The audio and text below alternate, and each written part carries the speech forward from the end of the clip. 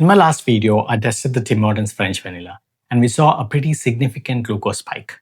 My body absorbed that sugar very quickly. But this is the Double Double. It is the most popular coffee order in Canada. 2 creams, 2 sugars. Many of us grab one of these to start our day. So I wanted to see how does the classic Double Double compares to French vanilla. Is the glucose response different? Today, we find out with the continuous glucose monitor. To keep this scientific, I'm testing this in the evening exactly like I did with the French vanilla. I'm checking the sensor right now to make sure we have the clean start. Okay, the app shows I'm currently stable at 5.2. The arrow is flat. We are ready to go. Before I drink this, let's look at the nutritional facts. As per the official nutritional guide, this medium Double Double contains 200 calories with 12 grams fat, 2 grams protein, 22 grams carbs, and out of that, 21 grams is sugar. Medium French vanilla contains 39 grams of sugar, which is almost double. My hypothesis is that the spike should be smaller, but let's see what the sensor says. Let's drink it.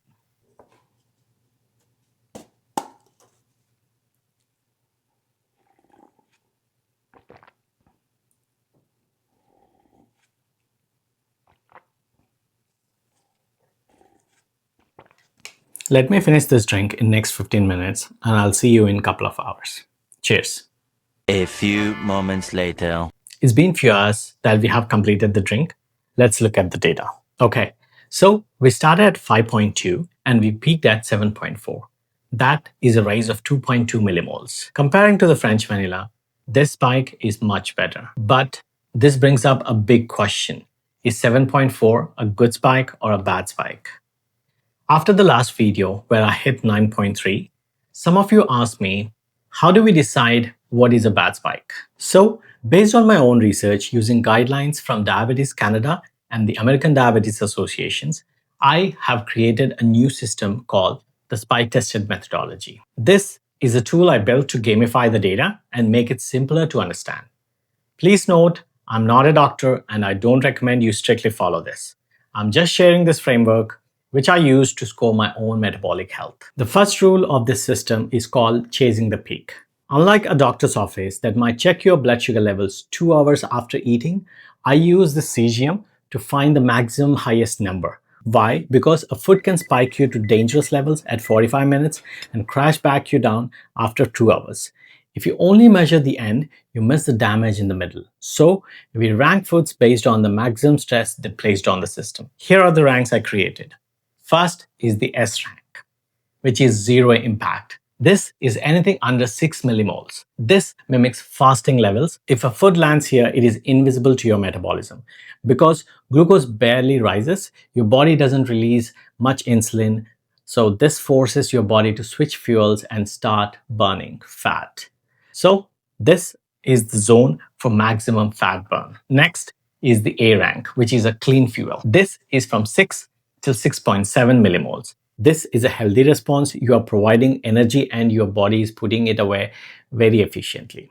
Your insulin rises slightly, but not enough to trigger a fat storage mode. Then we have the B rank, the edge. This is over 6.7 till 7.8 millimoles. This is the upper limit of the normal. If you are here, you are safe, but barely. Your insulin is high enough that your body shuts down fat burning and you're in the gray area.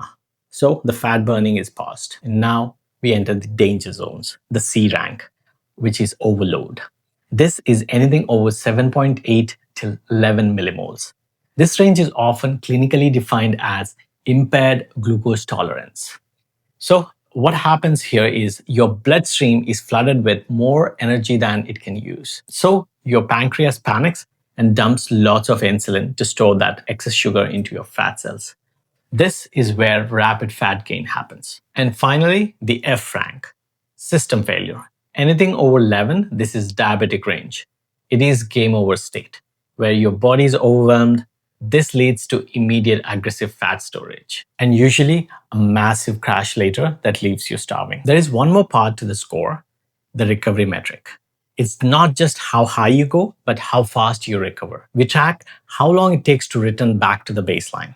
If it's under 60 minutes, that is fast and excellent. If it is over 2 hours, that is sluggish and shows that your body is struggling to clear that glucose. And if it is in between 1 to 2 hours, it is normal. So here is the comparison.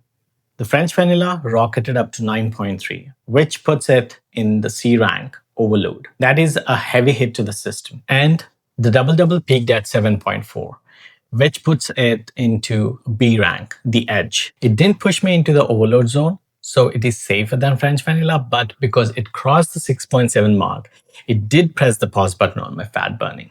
The recovery was standard, taking about 90 minutes to get back to the baseline. So the verdict, the Double Double is safer option than French vanilla, but it is not a clean or elite fuel. If you want to move this drink from B rank to S rank, the fix is very simple. Order 2 creams, 1 sugar, or even better, 2 creams, no sugar at all, and add a natural sweetener if needed.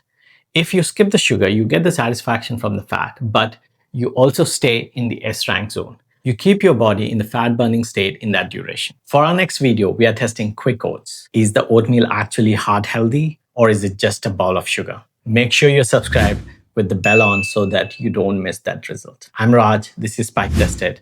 See you in the next one.